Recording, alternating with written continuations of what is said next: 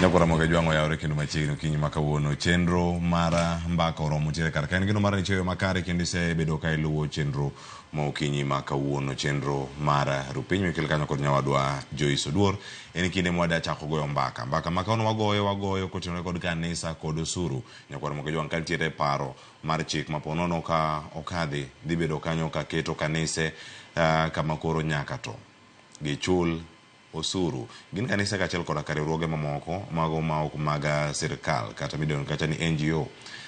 Osuru ne ute lamo ochung' kama chal nade mambaka madago kodi ka nyaka giko mar chenro Nyakora moga jwangi bedo koda ka nyaka giko ne mar okinyi ma kawuono wada winjo duondi ko kala SMS line wa kaachiel koda ka mbui waduto te mag Ramogi TV.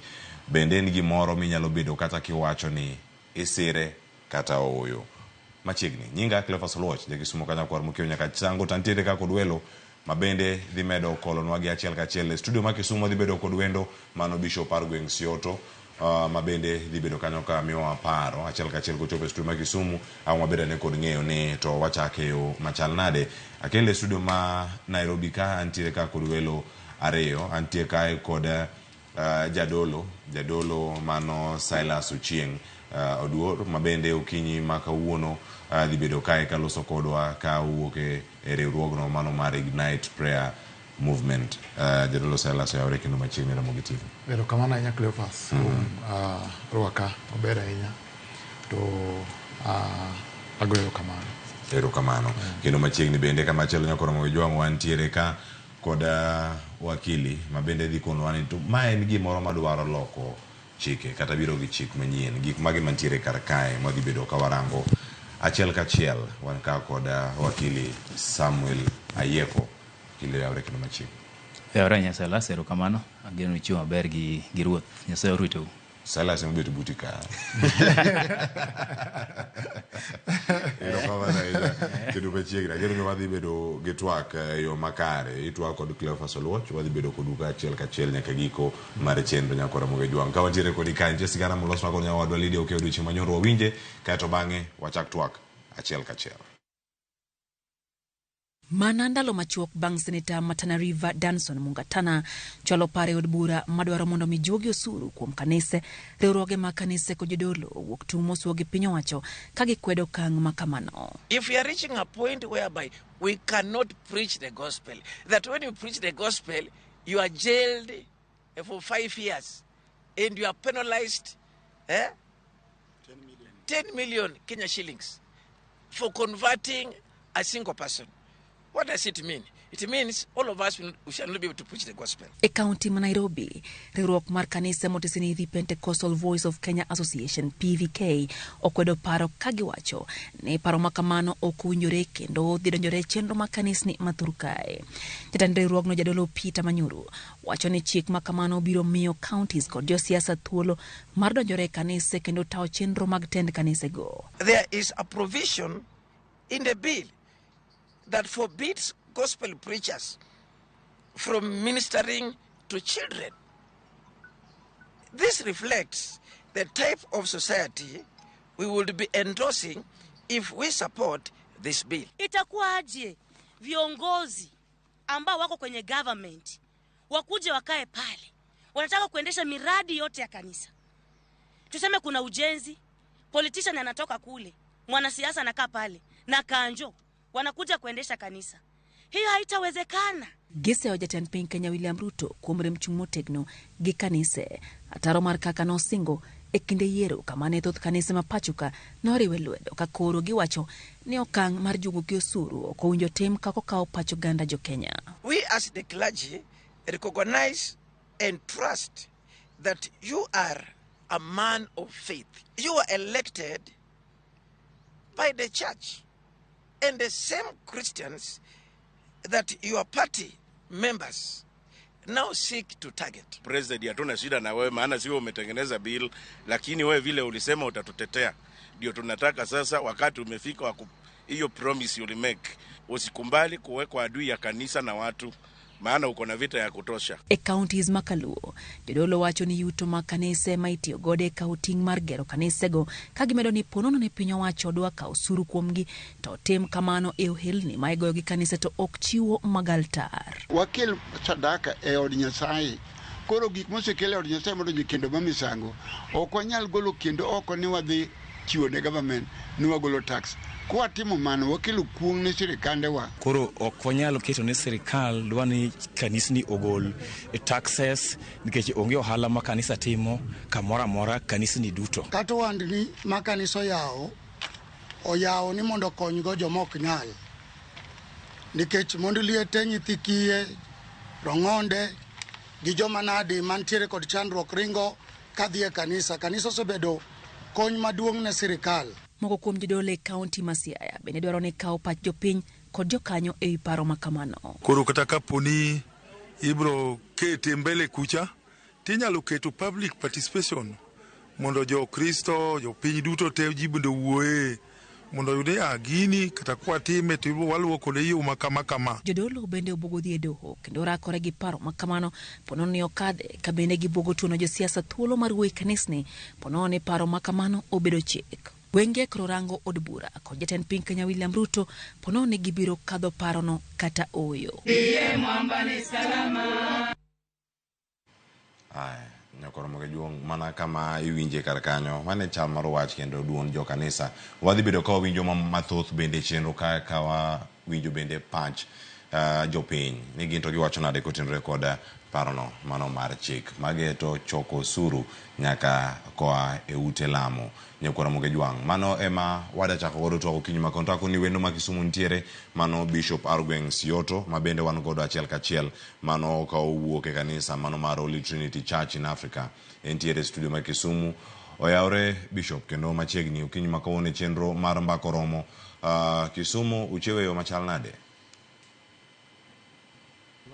Nyoro nyo amoso joramogi duto ni kwaramogi nyo yawre an bende ayo kamano mondo adonje dalo mar Amerika Kisumu ka wachieo maber winjo moro okwa thuolo mar winji makare we Jeff olos gima loso kar kanyo olos ne gima ntiere iti e kar kanyo mondo watudre kodi e yo makare mana kama wantiere kar ka. Ada chako gi jadolo Silas Ochieng mane studio kar ka mawuok Ignite Prayer Movement.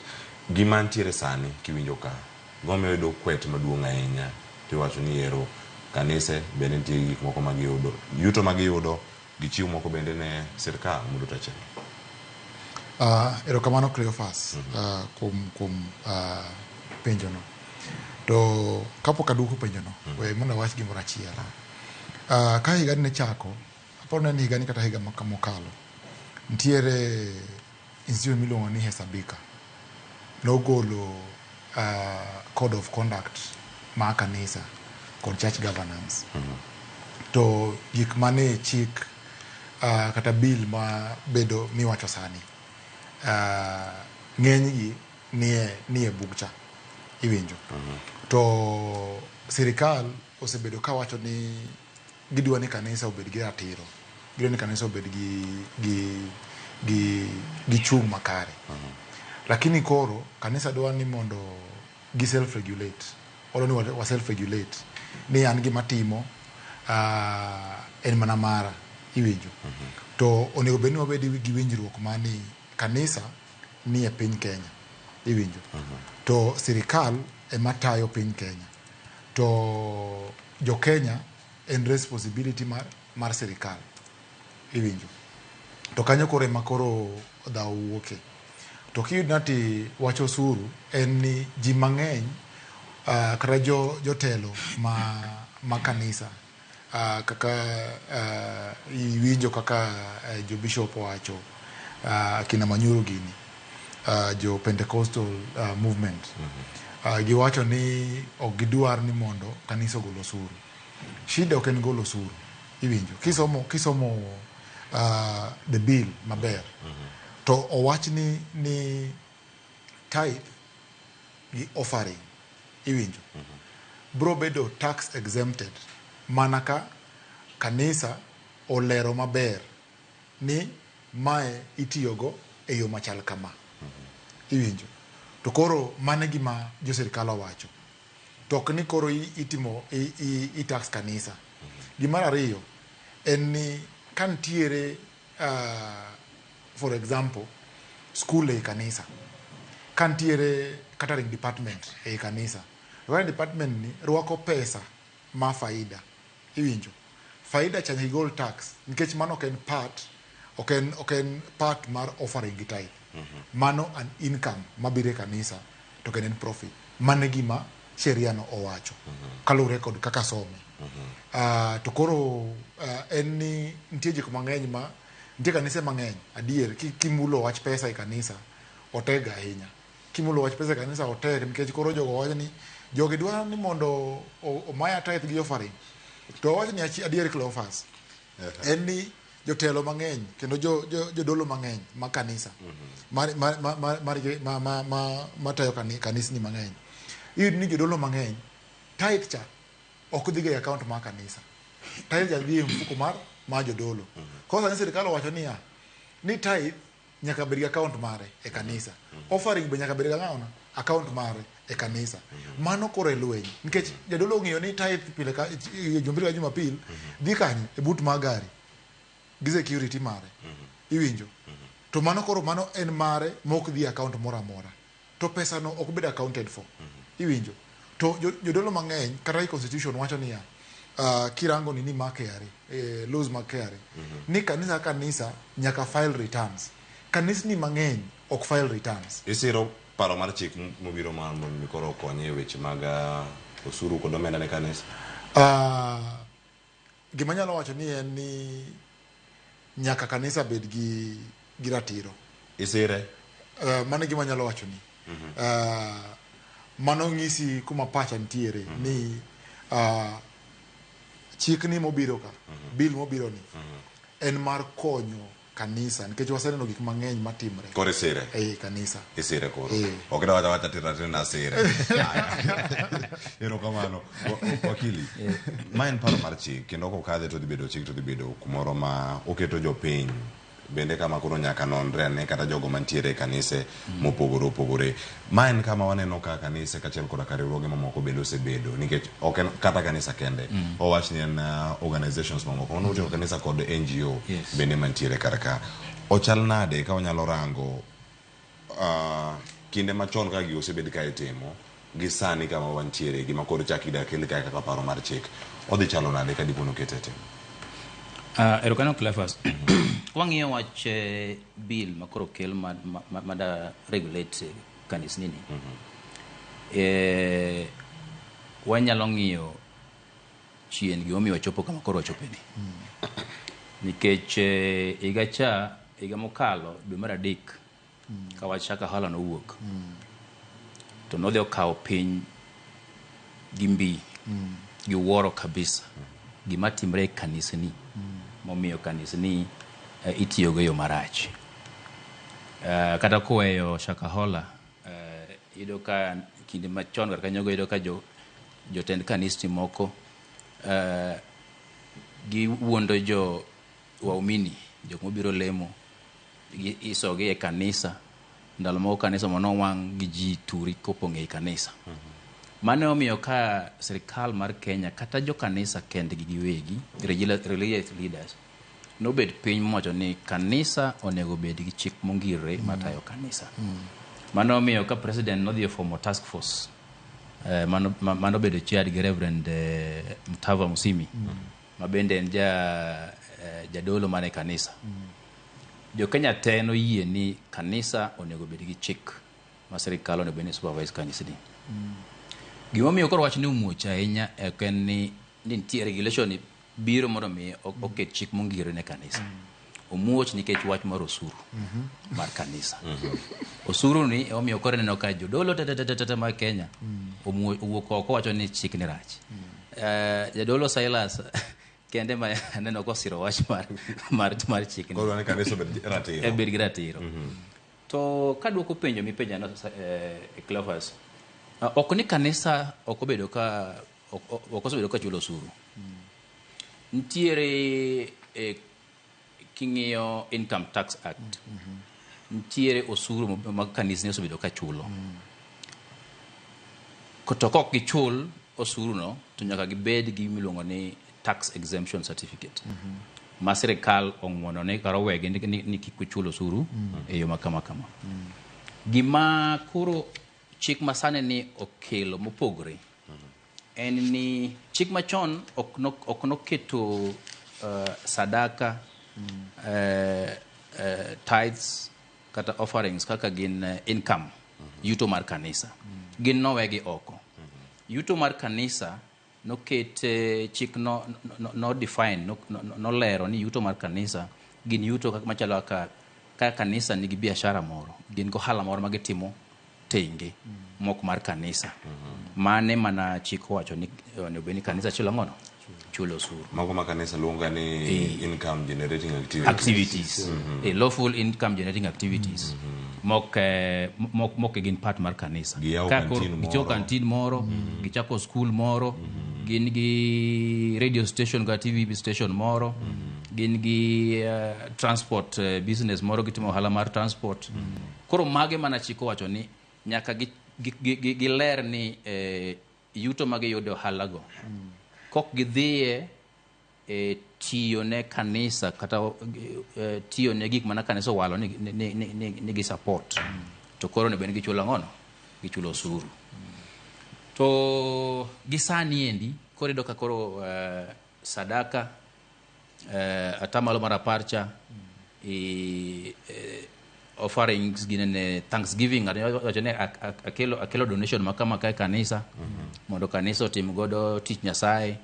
Mago koro sirikal wacho ni onego beni gichulo osuru unless ni giprove ni gik ma kanisa oyudo go tete sadaka go ma kanisa choko, donation ma kanisa oyudo dhie e tich mar kanisa mondo mi giyud tax exemption certificate. Sani koro chiko chuno gin nyaka giyud exemption certificate cha. Chon exemption certificate ne onge. Mane pogruok mantiere sani. Koro king'iyo kata NGOs miyo wacho ka iluongo gi non-profit organizations. NGOs gi kanisni kata CBOs kata trust organizations are not limited by shares. They're only limited by guarantees. Ne yudo ka purpose margi ni gikonyo oganda. Charitable activities gikonyo oganda weche moko ma kaka dhier mantiere piny, ginya konyo ndalo moko ma in terms of distress, ndalo ma oro owuok, kech nitie piny, ndalo ma floods owuok, nitiere kony monego bed ni gimiyo jopiny, kata nitiere nyithindo magipuonjo ma kanisa okawo puonjo kata organization okawo puonjo. Koro iyudo ka chik no protect gi ni ok ino bed ni gichulo osuru e weche go eko. To koro gisani iyudo ka chik olokre, inyiso gi ni kaponi un gi school ma kanisa nigi school ma gichajo fees e school no, to nyaka bed ni atamala par mar nyithindo masomo e school no somo nono. To kaponi en health facility kata hospital, to iyudo ni population chik wacho ni population biro war kanyendo ma biro yudo thieth e hospital mar kanisa no, atamala par mar joma yudo thieth kanyendo onego bed ni ithiedho nono. Koro mage chike manyien modonjo mamiyo neno ka koro kanisni sani koro wuok oko ywak ni sirkal dwa kawo osuru kuomgi. Lakini chik motegno monego bed ni sirkal ngiro en mani oversight mar kanisni. Kata koweyo wach mar ng'ado osuru e kanisa, sirkal onego ket chik mongirre mar timo oversight mar kanisni mondo kanisni kik tigo e yo marach. Nikech iyudo ka nitiere kanisni go nitiere jodolo moko ma gin very rogue. Gin gikawo nyithindo to gimanipulate gi, giindoctrinate gi, ipuonjo gi weche ma miriambo, tiyudo ka gidonje time magalagala. Kata gitiyo gi kata gi organization moko gitimo child trafficking. Waislamu ino ka moko bende tiyo gi mosques mondo gi protect the terrorists, terrorism activities. Koro mago emondo bende serikal keto chik mongirre. Chik ni bill masani ni bende focus majorly oversight mar kanisa. Makanyo bende nyalo bedo ni pod en gi rem moro mondo bende ibugi kata kapok okadhe. Yes. Ang waduo kanyo mondo mi rangi mathoth kachiel koda ka wendo waka yweyo masani mapiyo kabisa kaka to bange wali thuolo mar duogo mondo mi ang waduog nyakwaro mag jwang' mana sani kama wantiere kae kik dhi mabor.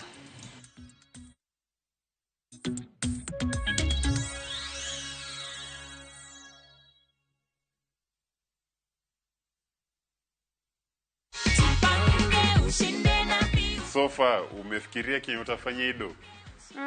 I'll clear my school fee and then the other part of it, I'll invest on something. Confirm that amount is what I told you you won. Yeah, sure it is. What can you tell people at home? Naweza waambia waendelee kucheza. It's a reality, ni ukweli.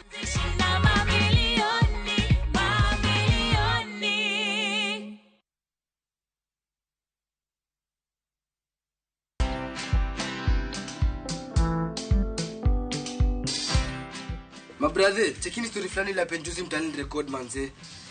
Lakini bro, kazi itakuwa tu ni kujaza simu na hizi mavida. Ai, kujinice tu kaka. Mwananchi ndani huyo anarada medali ya pesa. Leta tenje ni kushovilia tutaomoka. Citizen Digital wako na platform fulani kwa site yao inaitwa Wananchi Reporting. Hapa unaweza tuma story yako kwa website yao ama kwa app yao ya Citizen Digital. Na kama hiyo process ni ngumu, unaweza tuma story kwa email yao, WhatsApp number ama uitumie kama SMS.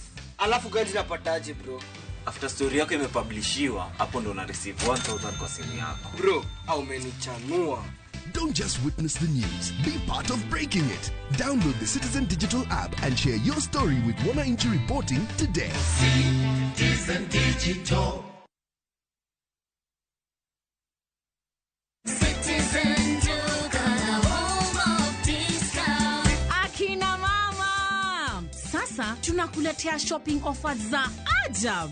Citizen Duka, the home of discounts, inakuletea this week's discount na inatoka Jaza Supermarket. Jaza Home Brown Sugar 2 kgs, Jaza Home Tissue Paper 10 pack, Rina Vegetable Oil 3 liters, Jamaa Cream Bar Soap 1 kg, Jaza Home Long Life Milk 500 ml 12 pieces, Prestige Margarine 500 grams, 2 packets za Jaza Home Long Grain Rice za 2 kgs, Jaza Home Green Gram 1 kg, 2 packets za Soko Maize Meal 2 kgs, Fahari ya Kenya Tea 100 gram, Colgate Herbal Toothpaste 70 gram, Santa Lucia 400 gram, Toast Detergent Powder 1 kg, 2 packets za Ajab Home Baking Flour 2 kgs. Sasa, ukinunua hii package kutumia Citizen Duka, utalipa only 4,370 Kenya shillings. Mega *487*5# na ulipie saa hii. Kama bado vitu ziko kwa stock, ukishalipa utapata confirmation message yenye inasema sasa you can go and get your products from any Citizen Duka counter yenye itakuwa kwa Jaza Supermarket yenye iko karibu na wewe. Unangojea nini? Imagine harakisheni kama bado vitu ziko kwa stock. Citizen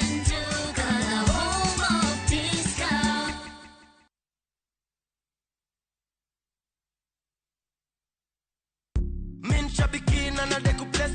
My name's Godfrey Mwirigi Minyori.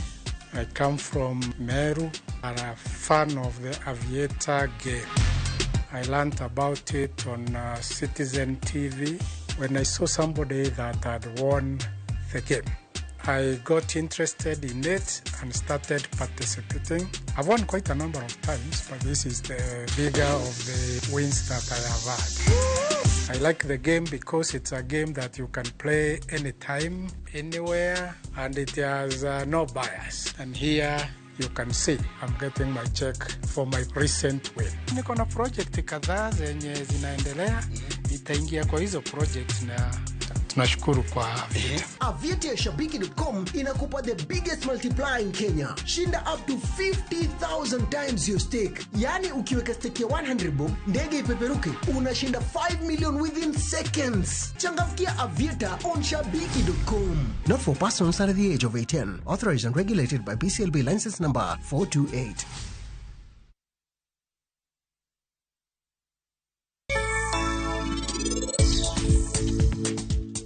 Uno bro dhi nyime gi tugo kaku tugoni, koso bro luwa mondo dhi umadh chai, bende ung'eyo ni chai osechiek. Halen dhia, waluwi. Dhia, wan wabiro. Nyathina, chieng' ma in ibiro bedo ng'ama duong', in bende ibiro bedo gi ng'at malong'o ahinya e ngimani. Wane uru salut mapiyo piyo. Salut. Nikech owuoyo weche mor, adwaro ni mondo ikaw okang' mar bedo mamor kata kang'o matimre.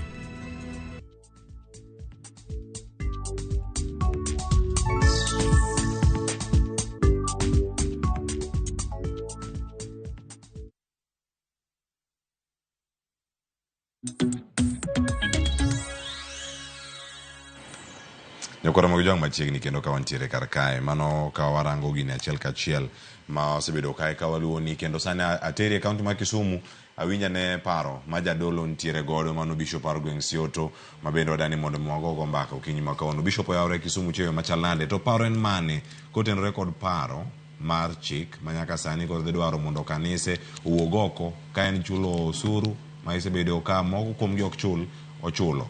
En ang'o miyo jodolo wuok oko mathoth ahinya mar kwede to in kor ka kori isire koso ikwedo paro mar chikno? Cleophas, moko ago erokamano ni station mar Ramogi mondo giluongo mondo wabi. Adwaro mondo awach wach achiel ni mokwongo adwaro mondo jopiny ong'e ni gima ondikie e bill ma wating'o ni en pach jo kanisa. Kuom igni mang'eny kanisa osebedo kawacho ni gidwaro mondo mi ogolgi e Society Act to gibed kod act margi manyalo timo negi the registration. Mano e namba achiel mokwongo monego wayie ni kanisa an achievement ma this draft dhi timo. Nikech kisomo part 2 ma section 4 wuoyo on registrar and of religious organizations. So manyisowa ni religious organizations dhi bedo kod office margi mabiro timo negi registration. Ma ok en dwaro mar sirikal, Cleophas. Ma en dwaro mar kanise for eternity. Gisebedo ka gigombo ni mondo mi oketnegi body manyalo register gi, manyalo regulate gi. Now, ka tieko wachno, tadwaro mondo anyisi ni paro mane oketi kaka winjo owadwa Samuel owacho en adiera kabisa ni kane oket task force to nitiere task forces moseketi e Kenya ka mang'eny ahinya to tich magitimo wakwano ni onge nikech ka gitieko their task force to gidhi dala giyweyo to onge gimotimore. The task force mar Mtava Msimi e task force mokwongo mwaneno kagolo the act of parliament mondo ter act mondo beda bill in parliament mabiro timo gimiluongo ni regulations. Adwaro yie kod jowete gariyo moseloso mbelena ni kamoro wabiro bedo ka wachalo joma ni luongo joma chalo wuoyo from the one side. Adwaro mondo awachi Cleophas ni kanise must be regulated, nyaka gibed regulated. And adwaro mondo awachi ni ka kanise ok obedo regulated to onge tiende mondo wasik wago koko ni nitiere some rogue churches and rogue pastors.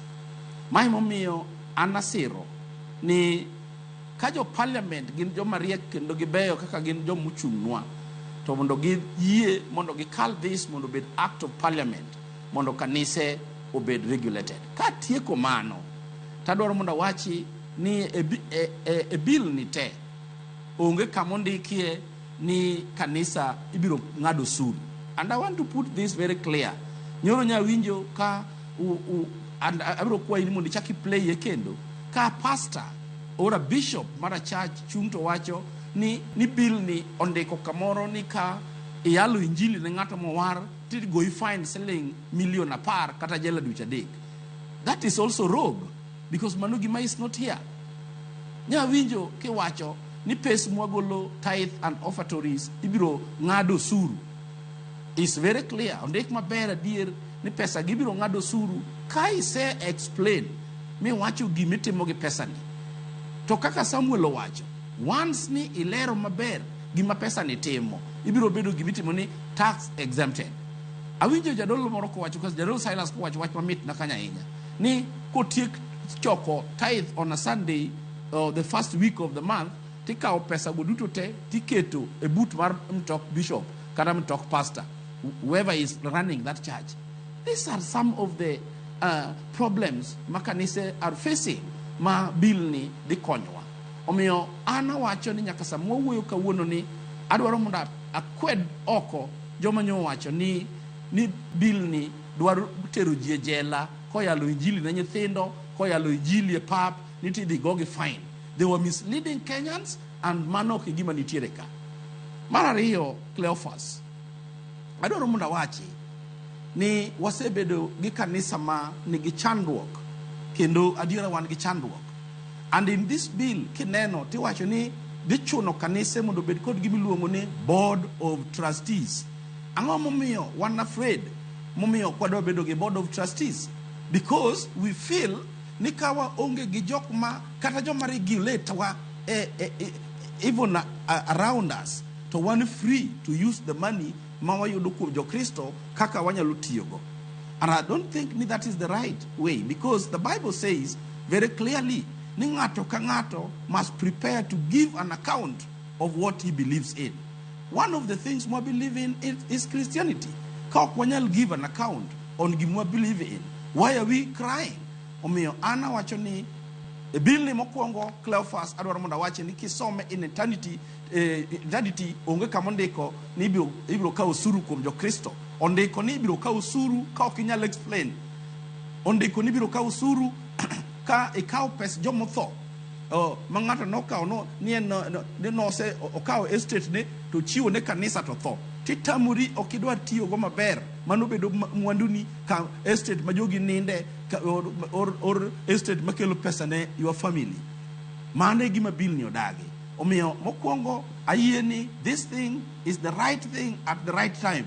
Kendo joma go koko makamoro onge gimoro ginie gin people ma are feeling ni kamoro nitie kama woche diyo gigo magini dhinyo giga ahinya momiyo gitimore kamano. Mano is my position. Ilere yo makare. Tangeni ka watieko chenro, ang wabed gi thuolo mar ng'eyo. Mano koro mkanyo dakika 5 to msa 5 mar onyango. Ni to jodolo mowuok oko mawuoyo kendo magolo paro mopogore opogore. En ang'o momiyo ok gidware ahinya paro mar chik masani. Ang'e nitie paro ma jadolo Silas ka dhi yudo thuolo mar mondo miyo okonwa bende e kinde mabiro. To sani nyakwara Muge Jwang, nyaka sani kama wantiere ka, adani wawinja ne gima jodolo ma Homa Bay nowacho. Kato bang'e ang' aduogo kuomi Silas mondo mi konwa ni gima wakili owacho cha. E gin ma bende paro nitiere kar ka kata paro machielo monego bed ni medo e wiye kanyo e weche mag oversight ma kanise. Onego bed ni timo gi e yo machal nade. Nyakwara Muge Jwang, jodolo gi nowuoyo motelo ne chenro ne wamako duondgi kendo koro sano nyado thuolo mara winjane kaka ne giwuoyo odiochieng' manyoro motelo ne chenro ma kawuono. Ane jagoro maduong' mar NCCK Homa Bay County. Adona yiere gi jo dolo wetena mosewuoyo ni wan kaka kanisa watamore chik ma Senate dwa temo keto e Kenya ka. Gima duong' wadana wachi en ni sirikal nigi rieko mar cover-up. Gimomiyo nokel task force manowuotho ka choko pa jolemo en nikech nitie jomoko mowuok gi timbe maricho kaka wach lemo koro kujie gik maricho mokelo nyaka tho. To king'iyo chike ma jogo ogolo te, onge gima dil gi jogo. Gini dhi bedo promote timbe maricho ma joka timo. Wawacho niya, ka ng'ato jaricho kata timo makosa, odil kode ka ng'ama timo makosa. To werwa kanisa e richo jomoko ma ging'eyo.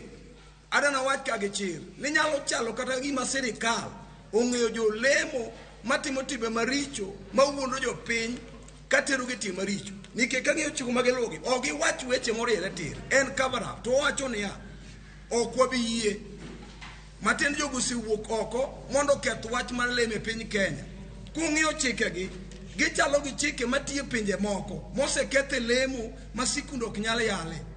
Ada wacho an abedo ka kaka product mar lemo, an na jakuo mokwalo gi bunde kendo notera jende to notamore loka. To kano yalna joyalo mocham idwa kwa osuru kuom gigi, sirikal ok ochulogi, to yalo mano gi yalo na omiyo kawuono an bende jayalo. Amen. Wawacho niya, ok wabi yie mondo ng'ato Satan otigo mondo keth wach Nyasaye piny Kenya. Wadono nyi Senate ni gin kanyo nikech ne walemonegi. Moko gin washirikawa, moko ne wayieluru kuom gi ka dwaro kura kendo gibiro e kanisni. Kawuono gi amala mar kedo gi kanisa. Wawacho niya, sirikal oluwo adier nikech ging'eyo nikech kata chike ma giketogi joma nigi pesa ema biro register didegi to kineno joma nigi pesago e joma puonjo ji puonj maricho gin ket chike ma biro miyo kanisa mar adier ochung'o yal injili mar Nyasaye. Wan kaka jodolo kaka ACCK wawacho gi chir ni wadaki chikni te onge kata achiel mwadware iye president reject nikech in bende Nyasaye emomiyi bedo president kawuono. Tamre chikni odoge senate mondo kaw pato go joyalo mondo wach kaka wadwaro mondo kanisa obed ran nikech kanisa ok nyal bedo ran gi sirikal. Erokamano. Wan kaka Congress, Kenya National Congress of Pentecostal Churches, Homa Bay Chapter, awuoyo ewi part 7 mar miscellaneous ma en 34 section 1. Sana dwana wuo e part B mawacho ni okoyiene ng'ato mondo olok nyathi matin mar mondo mi odonje yie majalo puonjo ka janyuol ne okoyie. Kanye madwaro ni mondo awuoye. Wang'eyo nondike muma ni Yesu nowacho ni weuru nyithindo matindo bira nikech pinyruodh polo en margi. Ok wanyal weyo nyithindo nikech kopo ni nyithindo onge madonjo e gima iluongo ni lamo Nyasaye to nyiso ni odiechieng' makiny onge ng'at mabiro lemo nikech joma dongogi duto biro nindo e sama owinjo gininde. To nyithindo ema nyiso medruok mar gima dhi mbele no. Omiyo part mar 34 ka mawuoye miscellaneous makedo kod puonjo nyithindo en part ma wadagi. Nitiere kaka joti Nyasaye osetamore part mang'eny watamore ginie as a whole mobedo gazetted ni to awuoye part 34 ni mabende wacho ni nitiere kaka okoyieni yalo ne ng'ama chielo kiloke koa kama ne nitiere mondo bi. Kare wayal ne ng'a nikech ji duto mantie Kenya ka ng'ato ka ng'ato nigi kama entiere to nitiere yie ma in godo ma samoro ng'ano onge godo. Omiyo wawacho niya ka wariwore achiel Kenya ok kop piny moro machielo. Wang'eyo pinje moseloro kanisni, wang'eyo pinje moseketo chik ni nitie gik ma kanisni nyaka tim ni koge kanisni olem kendo moko kuom gi jirandwa ka. To Kenya en piny ma special ma Nyasaye nitiere iye. Lwenje mosebedo koluoro pinje moluoro Kenya ka jo Kenya emioro mondo mi odhi okel kwe. Ok wanyal yie ni kanisa mosemiyo Kenya obedo gi ndadhu oketne chik ka gima en department moro e sirikal. Omiyo wan wadagi wachni ka wariwore achiel ni mondo mi president marwa mwaero mabende jatich Nyasaye ma jayal wach ebo par ni lochne ni okowinjo bed loch makedo kod kanisa. Omiyo joma noketo chikegi ang'e ni poko kal chikni biro kale lwet president to wan wariwore mondo wawachni otamre chikni teka kondike kechonge machwako wach Nyasaye. An Bishop Paul Umbija, Secretary mar Pentecostal Bishops and Pastors Unity Homa Bay County. Ariwore kod jowetewa ni ng'ama noloso bill ni nobedo kod rieko mar tieko kanisa kata religion. Mamano jowetewa osewacho. Nikech evidence nitie. Kiwacho ni dwa tweyo jadolo ni jadolo yalo itweyo higni 5 gine ni tweyo higni 10 to fine bigoye $1 million. Mano buogo Nyasaye manosebire Kenya ka. Omiyo mano wadagi kaka wasekwer kan wadagi.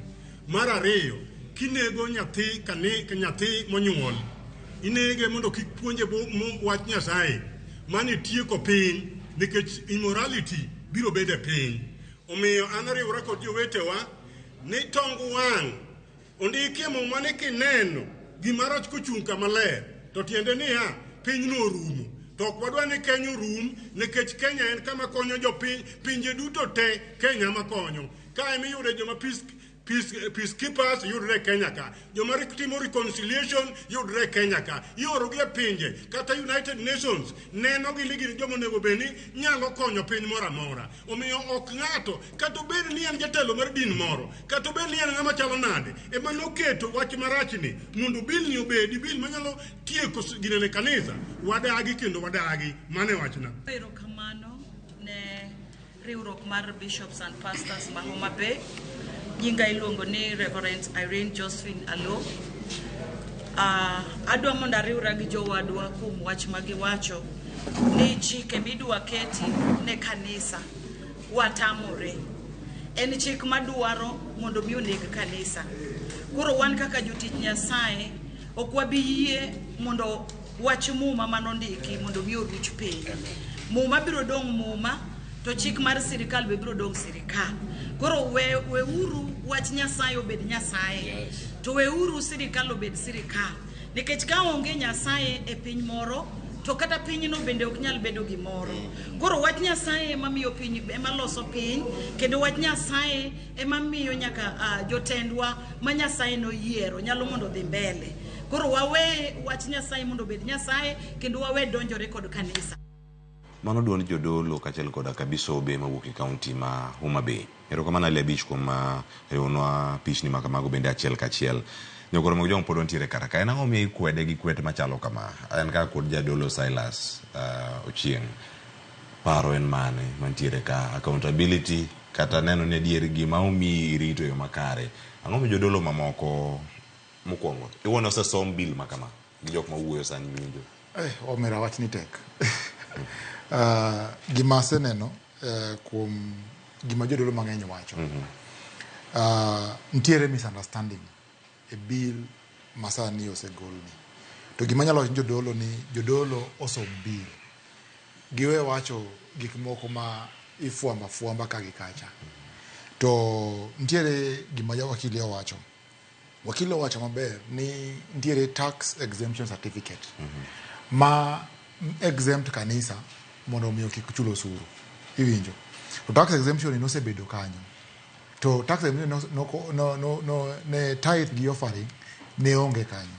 Lakini koro sani nyaki apply tax exemption mondo miyo ibed exempted, kanisa obed exempted kuom golo ushuru mar tithe and offering.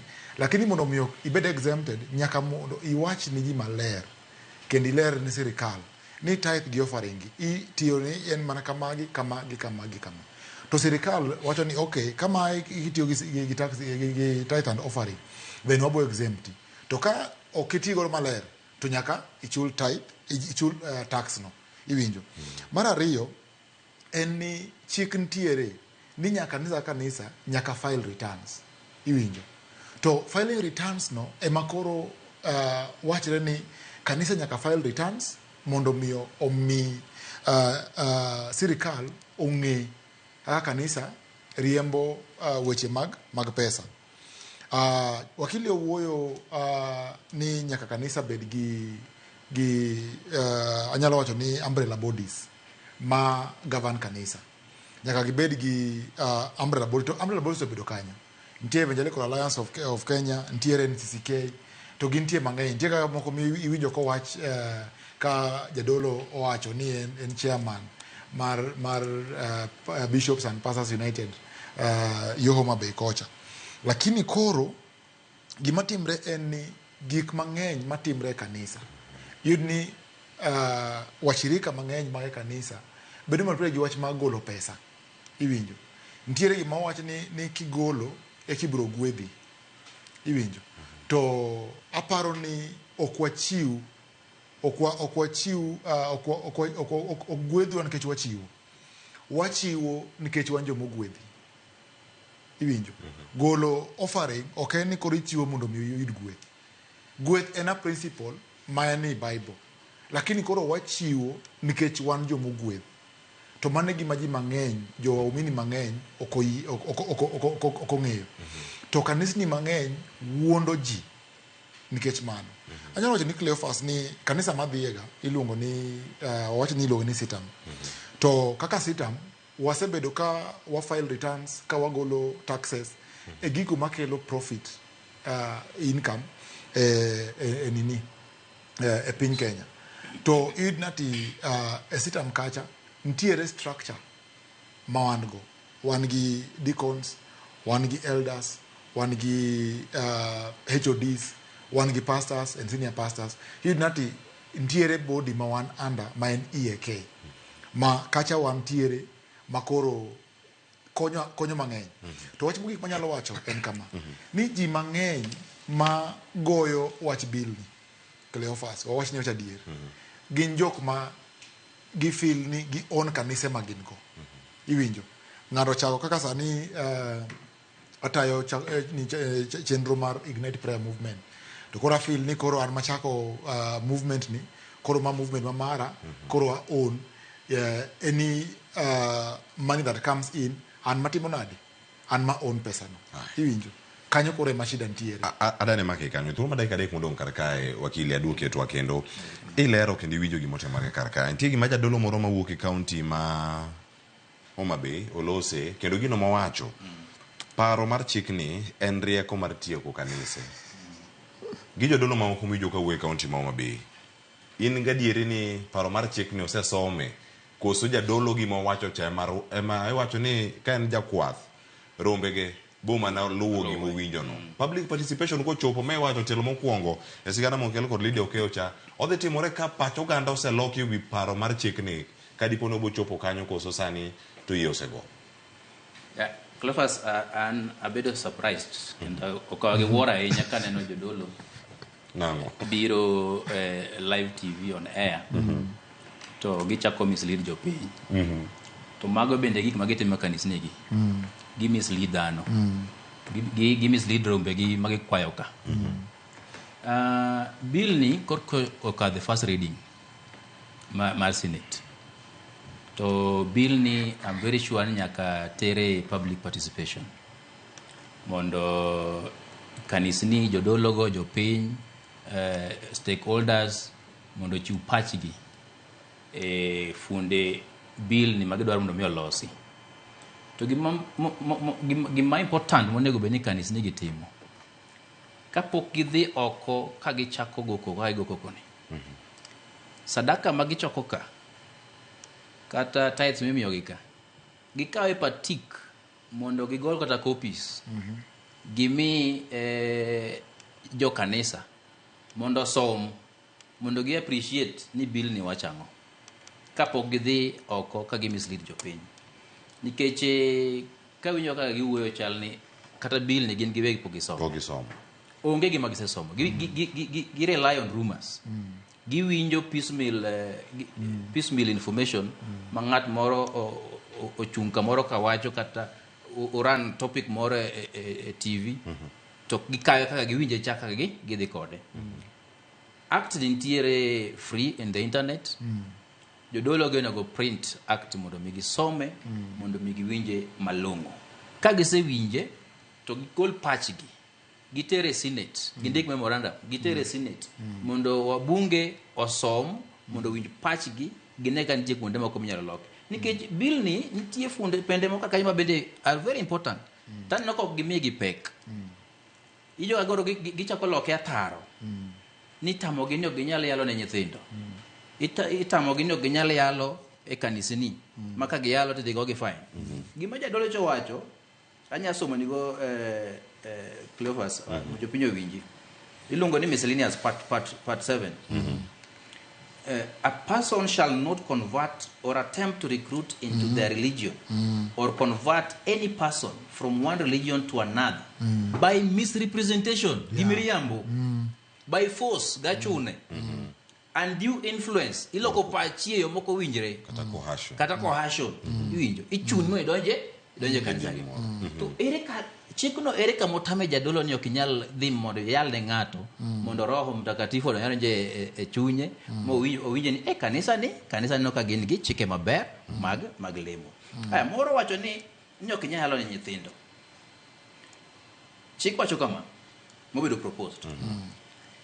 A person shall not recruit, convert or attempt to convert a child from one religion to another without the consent of the parent or guardian. Chik ni temo gengango. Nikech kidhi kawo nyathi ng'ato tikele kanisa ni. Janyuol ne konge ni nyathi ne dhi kanisa mane. Janyuol ng'ama duong' onego bed ni ong'eyo ni kanisa ka tere Pentecostal kata ka tere Catholic. Kanuni mag kanisa no beber madhi kawo nyathi na nie. Onego bed ni chik temo nyiso jodolo ni ka nyathi kawo ikele kanisa ni. Nyis janyuol ni nyathini ni bire kanisa kama kama. Nitiere Cleophas story moro na notimre dala kocha Wichlum. Jadolo moro ni en gi roho mar chango ji. Koro nitie nyathi moro mane odhi oluongo mondo obi e kanisa neni. Koro onyiso janyuol na dane leme nyathini ni. Nyathini ko biro chieng' mokwongo obiro go siepne.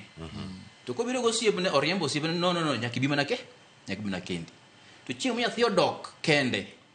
Gima notimre nodhi yud nyathi ka dendo bedo mutilated mogol body parts. Oringo lalgo. Kanye mana onene mogik e kanisa nendo.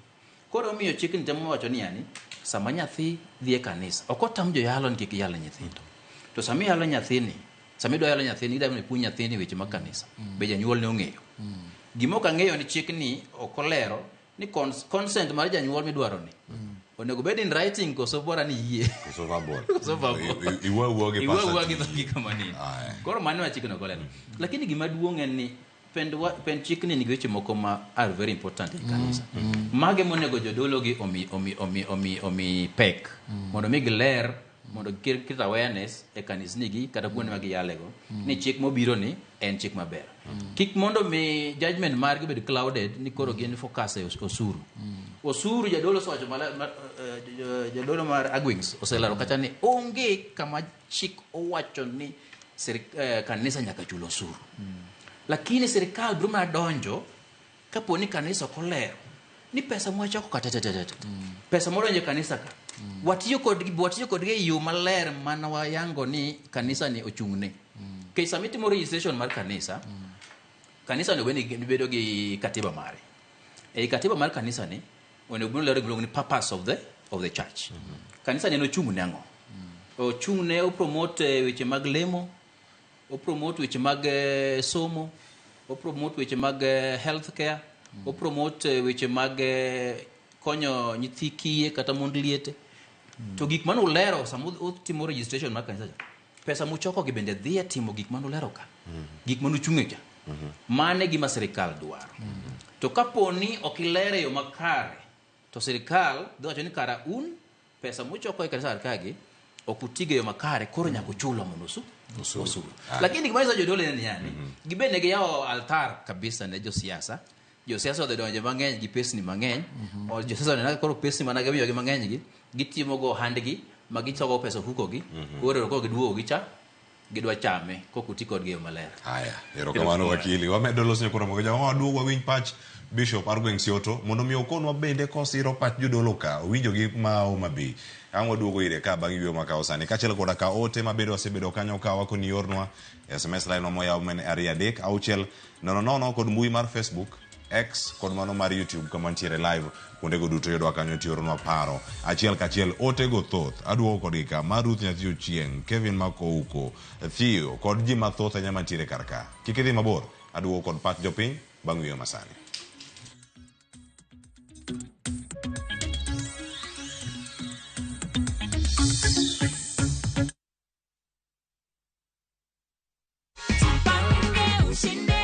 Ile naweza sema ni Mungu. Ni Mungu, si ndio? Ni mkulima. Ninajua itanisaidia sana. Ndio hii cheki yako, angalia amount uhakikishe ni hiyo. Ndio ile pale. Na hii atuambiangi watu ni nini ndio iko ndani. Inaitwa the Jipange Goodie Bag. Nashukuru Jipange na vyo sasa. Kila mtu anaweza jaribu na anapata bahati yake. Anaweza bahatika.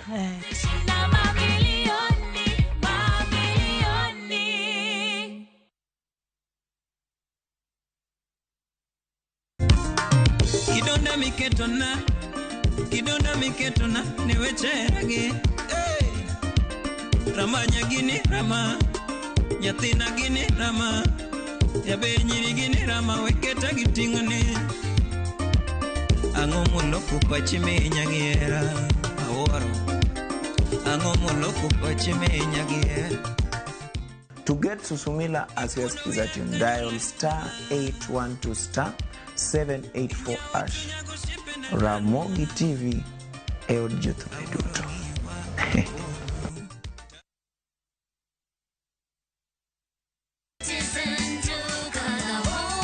Kabla ya kupaka nyumba rangi, lazima ufanye preparations Ndio maana Citizen Duka na Mudhukinjo Paints wanakuletea package ya ofa za ajabu kwa materials za mjengo. Unapata file za JK 25 kgs 5 pieces, Duracoat Superfast 20 liters mkebe moja, scraper ya 4 inch piece moja na karatasi ya mchanga ya 10 feet P120. Zote hizi kwa bei special ya 9,500 on Citizen Duka. Na just imagine, una save 1,300.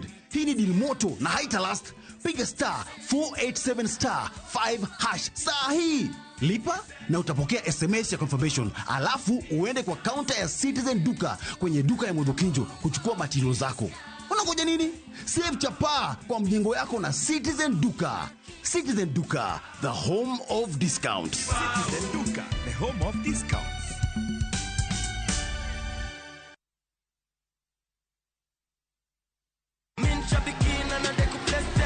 Brate, huu mwezi usiache life ikuweke kwa kona. Kama hivi Shabiki.com tukupeleke na rada Boost account yako na 3 million in cash prizes on Shabiki Aviator. Kaza ndege yako to the highest multiplier, shinda 50,000 kila siku, halafu grand prize ya 350,000 Kenya shillings kila wiki. Runway iko so clear, usiache pesa ikupite. Jiomoshe na Shabiki Aviator, shinda 3 million in cash prizes. Not for persons under the age of 18. Authorized and regulated by BCLB license number 428.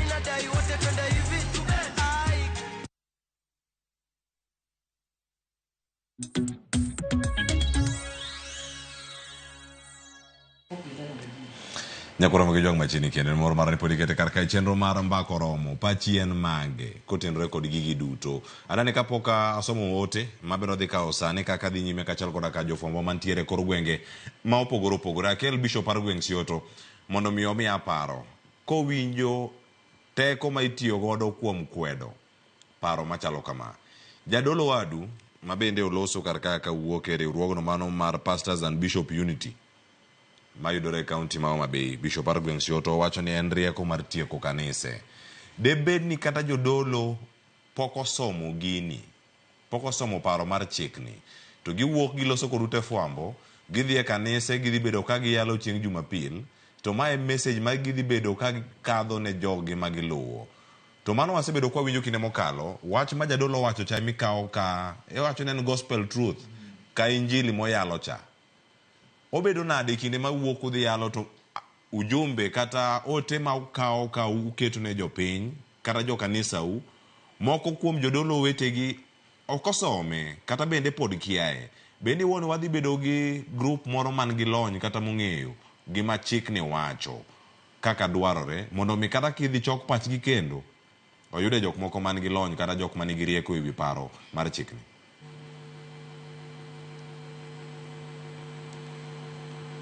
Okay. Kamano, awinja, inya mana dhi nyime mondo mi lernwa parono. Cleophas, kanisa serve kaka school kama isome. And kanisa emunego yaw pach dhano mondo dhano bed gi lony kendo ng'e gima timore gadiera. And adwa nasom wachni mondo mi eka dhi mbele.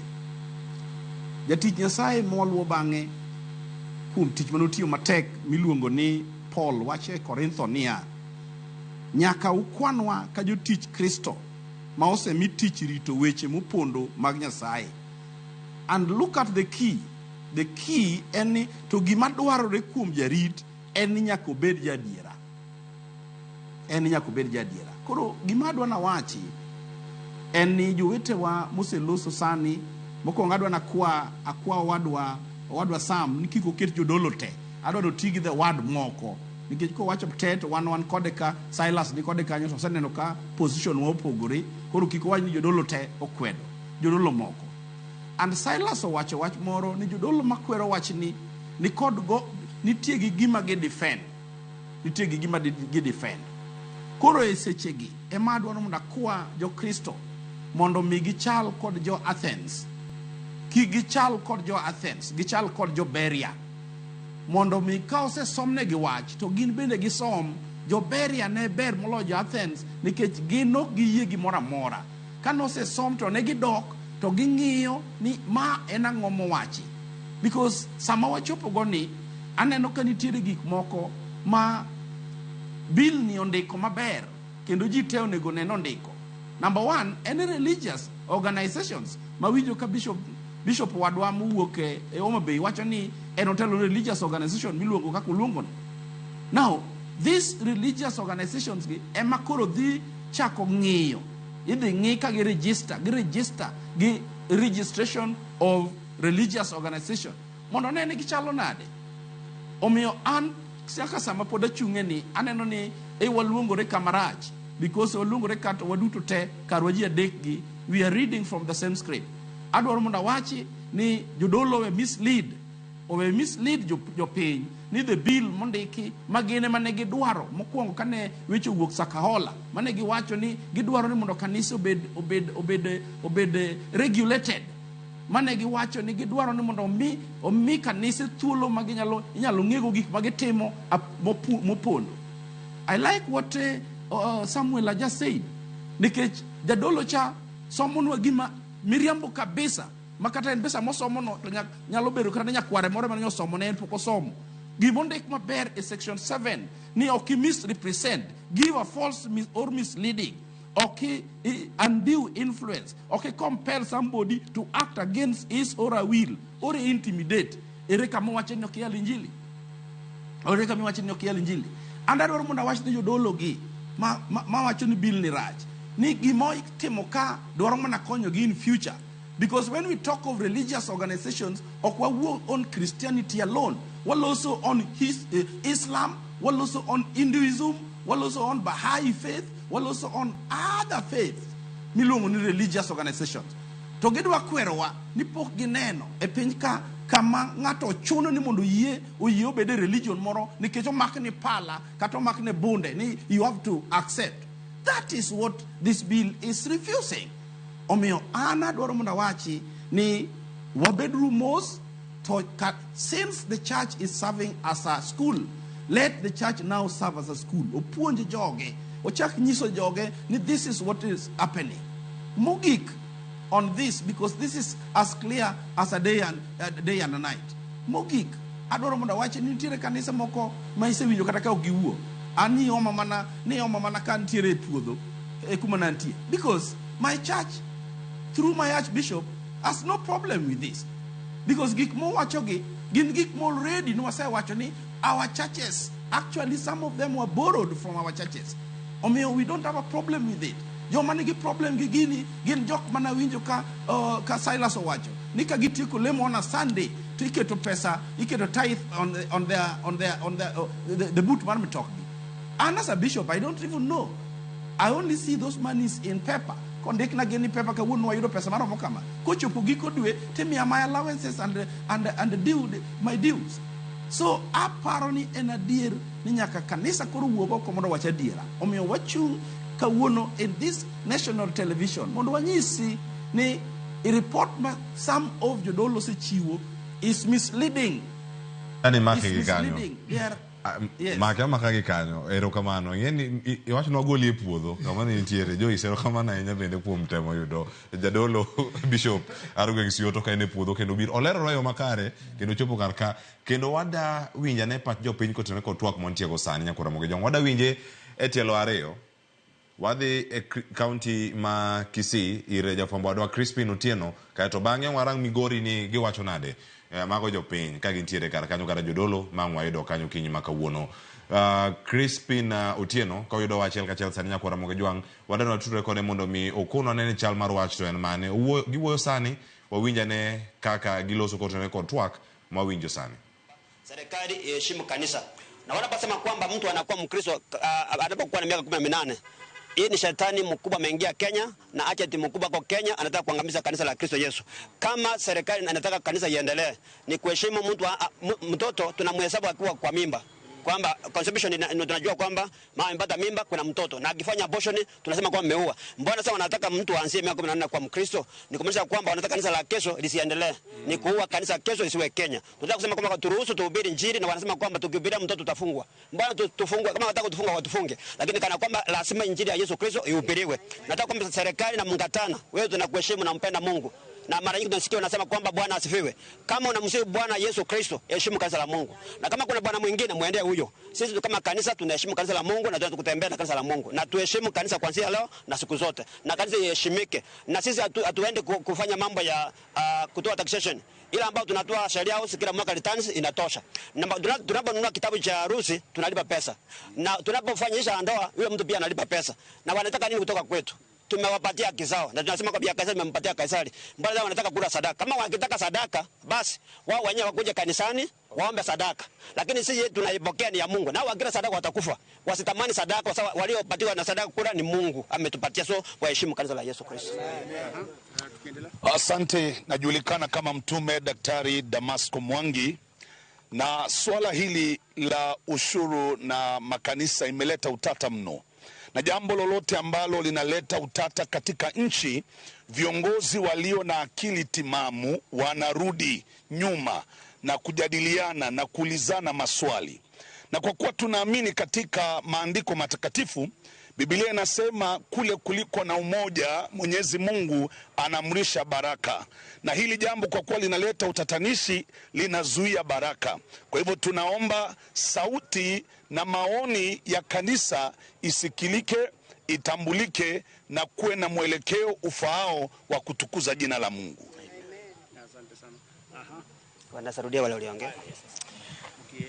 Ningependa kusema kama mwenyekiti wa makanisa yetu NCCK Kisii County kwamba serikali yetu ya Kenya ianze kutafakari miswada ambayo inaleta bungeni. Na tunaomba wabunge wetu ambayo tulichagua wakatufanyie kazi. Wakaweza kufanya kazi ya maendeleo, lakini sio kutafuta kuleta uhasama kati ya mashirika fulani kama kanisa pamoja na serikali. Wachungaji wameitwa katika mwito wao. Na pia wale ambao wako kwa serikali tunawachagua wakafanya kazi kwa ajili ya kunufaisha taifa. Tafadhali ili jambo likasimamishwe kwa jina la Yesu. Lisiweze kusikika tena. Hata yule aliyelileta akatupu na akaketi chini akaenda kwa mchungaji aliye karibu pamoja naye akatafute ushauri na amuombe. Maana tunaona ni kwamba ibilisi anamtumia ili akaharibu nchi yetu ya Kenya na kanisa kwa ujumla. Asante. Ni Pastor Murwabe Peter kutoka Kisii. Mimi nimeshangaa sana, maana sikujua kwamba tumechagua wabunge ambao hawana uwezo wa kuja na miswada pale bungeni. They are actually presenting imaginary bills. Na kama hii ya kanisa, hata kama wewe ni mbunge na unaona shetani ya kutumia, ni vizuri tukuelezee kwamba unatumika vibaya. Wewe mwenyewe enda pale kwa rais, omba msamaha kwa taifa, omba msamaha kwa kanisa, kwa sababu kile unachojaribu kufanya si kizuri. Na pia nilielezewa kwamba kuna haya masuala mengine ambayo kama kanisa tunakataa, mambo ya LGBTQ na mengine. Nimesikia wengine wanasukuma, maana wanataka kusambaratisha kanisa na watusukume ndio wakileta mambo mengine maofu tusiseme. Tutasema tu.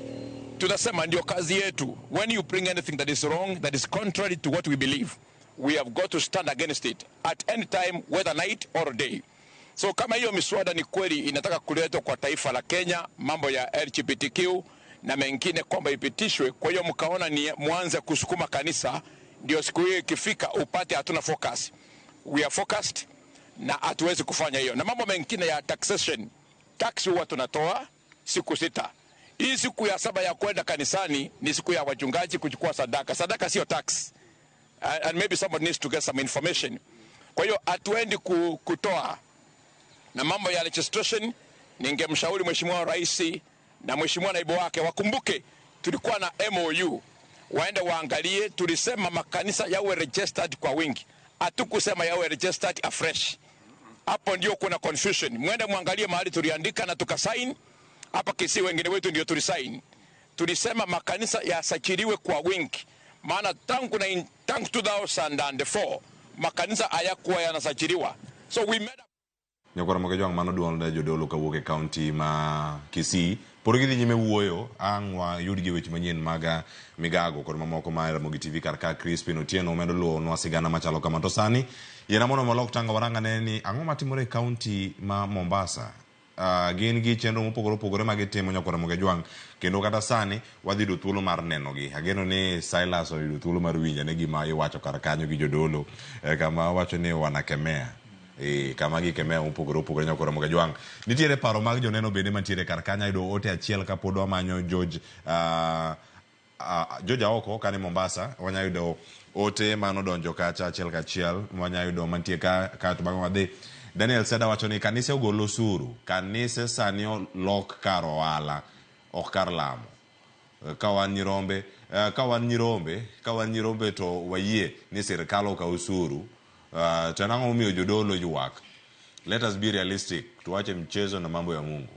Sada wacho kamano. Ouma nyanga hata wacho ni ute lamo nyaka chulo osuru. Sadaka gichoko modhuro. Mano mar ariyo. Mogik pod ang' biro kocha. Ang' wayud gi achiel kachiel. Nyakora Mogejwang winjo kanyo wechego. Mar Millicent nanga duoge bang'e Nyakora Mogejwang mondo mi ang' wakaw thuolo mar winjo George Aoko ka entiere county ma Mombasa. George Aoko oyawre kendo machiegni okinyi ma kawuono. Jopiny nigi paro machal nade kotenore kod osuru ma igeto kaw kuom ute lamo maponono ok dibedo ka oluwo chike muket nyaka sani ka. Paro opogore mag jodolo owinjo ne jopiny gichano yo machal nade kata gino ma iluwo e county ma Mombasa. Erokamano ahinya Cleophas, awinji maber kowuok e kaunti ma Mombasa. Jopiny korka weche mag ushuru en twak mang'eny dhi nyime, kata kamano adwa mana ng'oke matin nikech tira pedha masani dhi nyime e kaunti ma Mombasa kaendi. To chutho mano motenore gi wach yedhe mag jamni kata jogo mauso yedhe mag jamni mikoni osebed kitiyo godo e yo moko winjore e kaunti ma Mombasa kae. Koro odiochieng' ma kawuono ni nitiere board mar Kenya Veterinary Board ma kawuono timo pedha sani endi wantiere e gwenge mag Bamburi ni mar oseyangore ni nitiere yedhe moko monego bed ni itiyo godo gi jamni, lakini nitie jomoko machal ni tiyo kode kendo iwacho ni gitiyo kode kaka yedhe mamero ji. Omiyo kaendi antiere gi apisas go gidhi nyime ga pedha. Adwa mani ginyiswa ni to ang'o gini magitimo to gin ang'o gini maging'iyo to okange mage magidwa kawo. Karibu sana, tunazungumza na Ramogi TV. Labda utaanza tu kwa kujitambulisha na utuelezee pengine operesheni mnayoendesha hii siku ya leo inahusiana na nini? Asante sana. Haja niseme kwanza ochia nadi. Kwanza kabisa mimi naitwa Daktari Benson Kibore, Director wa Compliance, Enforcement na Market Surveillance katika Kenya Veterinary Board. Leo tuko jiji la Mombasa kwa kuhakikisha kwamba tumefanya inspection and compliance katika jiji hili la Mombasa. Aswa tuko Bamburi. Kwa sababu tuko hapa kwa sababu ni agizo la serikali kwamba kutokana na ripoti ambazo tulikuwa tumezipata hapo mbeleni kwamba kuna zile dawa zetu za mifugo ambazo sasa zimeanza kutumiwa kama na wa kutumia miadarati, dawa ambayo tuwaitumia kuilalisha wanyama ndio sasa waitumia. Kwa kisheria hii dawa haifai kuguzwa na mtu yeyote asiyekuwa amesomea, ako na elimu na amepewa cheti cha kufanya hiyo kazi ya kupeana hizo dawa. Hairuhusiwi pia, la pili, kuwa ule mtu amepewa cheti auzie mkulima ama auzie yoyote asiyekuwa amelengwa kisheria kutumia hizo dawa. La tatu ni kwamba hizi dawa ni zile ambazo zikitumika sana aweza pia kupitia maziwa ama kupitia nyama, na ndio maana serikali, kwa sababu ile residues ambayo tuko nazo sasa kwa maziwa na nyama iko juu sana, so ndio serikali imeonelea kwamba kwa sababu hizi residues inatuzuia pia kuuza nyama kule kwa nchi za ng'ambo. So ndio maana bodi kama Kenya Veterinary Board inspectors tuko jiji la Mombasa ili kuhakikisha kwamba tumeweza kurekebisha haya kwa kutumia njia ya sheria. Pengine mnataka kurekebisha vipi? Maana yake najua kama ni mtu yuko dukani labda aamue kuuzia mtu asiyefaa dawa kama ile, mnajaribu kurekebisha vipi? Ama msako huu sasa ni nini hasa mnachofanya? Ya kwanza tunaangalia kama uko na leseni, na kama huna leseni tunaanguka na wewe, tunakuweka ndani. Hiyo hakuna maneno ya kuongea hapo. Ya pili, kwa wale ambayo labda wamehitimu lakini hawajapata leseni, tunawasaidia wapate leseni. Ya tatu, kama tunaangalia kwa zile report, kwa sababu pia tunapata zile market surveillance. Kama kuna mtu amekuwa akiuzia watu wasiokuwa na kibali ama wanauzia wakulima, then na ako register, then board hiyo inachukua details zake, then anawekwa ile kitu inaitwa disciplinary action. Kama ni mtu hajailipia na ana kibali, tunaipeleka kotini. So kati ya juzi jana tumeweza kufunga karibu maduka 7 na kushika mtu mmoja ambaye amefikishwa katika kotini, na tumekuwa tukifanya hili kazi na ushirikiano na idara ya mifugo katika kaunti zote, na hii ni kazi ambayo itafanyika kote nchini, kwa sababu tumeanza tu huku kwa sababu ya ripoti ambayo tunataka kuigeusha ili watu wasipate hizi dawa. Na pengine athari hizi dawa kwa wanaotumia kama waraibu ina athari gani kwao? Hizi ni dawa ambazo kwa kila siku tunatumia kulalisha wanyama, na tukitumia kulalisha wanyama inamaanisha ukijidunga nayo pia na wewe inafanya kitu, ina cause ile inaitwa dissociative effects, inakutoa ni kama huko hii ulimwengu, kwa sababu inakulalisha. Zingine pia ambazo tuwazifuata kwa umakini ni ripoti zingine ambazo watu wanasema kuna dawa fulani wanatumia kuafya mimba, hasa kule Lamu venye tumetoka, na tunaitumia na tunaifuatilia, kwa sababu hizo dawa ambazo tuwatumika kwa njia ambayo ijakubalika inakuanga na madhara yake. So kama hii sasa ni ngumu sana kufanya ile inaitwa reversal, kwa sababu utakuwa umezoea na kufanya reversal ndio inakuwa ngumu sana. Asante sana. Mana kakiwinjo janeno mara Mogi TV mago apisas mag veterinary makone gite mapedha e kaunti ma Mombasa kae sani wago tachi alura mabamburi kuma gikone giseyango ni moko kuom jogo matiyo gi yedhe mameroji osebedo katiyo gi yedhe mag jamnegi mabendi koni ok ber ahinya kod ngimagi. En sigana ma pod waluwo e kaunti ma Mombasa, kendo wabro medo lero kata nyiso janeno marwa Ramogi kaka pedha ni dhi nyime to gi okange mage magikawo. George Aoko, Ramogi TV, Mombasa. Lero kamana ina George Aoko kae wuok e gwenge ma Bamburi, Mombasa. Okinyi ma kawuono lero no yo makare ang waluwo bende odiochieng'ni ma kawuono. Kama chalo nyako Ramogi jonko wuok e kaunti ma Mombasa. Kaunti ma Migori, Jo Juma nitiere kanyo, ang'eni en bende opango chenro kanyo achiel kachiel okonwa ni nyaka sani to jopiny ochane yo machal nade. Weche thoth anya matimore kata e kaunti mano ma Migori bende ma wayudo ne ka achiel kachiel ka Jo Juma osekonwa kar kae en gi romo mano mane opango kanyo achiel kachiel ko director mochung' ne chenro mag thieth mano e kaunti ma Migori, mano kotenore kod screening mano mopogore opogore mantiere kata ma osebedo kata ka itimo mano mar tuono mara fistula mano ka intie kar kacha e Migori level 4 hospital mano twak mabende odhi bedo kar kanyo ka waluwe. Jo Juma oikore koso wanyabedo kata ka wayude achiel kachiel. Erokamano ahinya. Wakawa ne ote mamoko mapontie kar ka mondo aduogi studio kar ka ayude ne mantiere achak gi mar Millicent mane mare okwasomo kawa ne wadhi nyime ote mar adek to Silas kachiel koda ka Sam Ayeko ntiere kar kae. Daniel Seda erokamano ahinya, mano na wase kadhe. Wadhie machielo mar Theo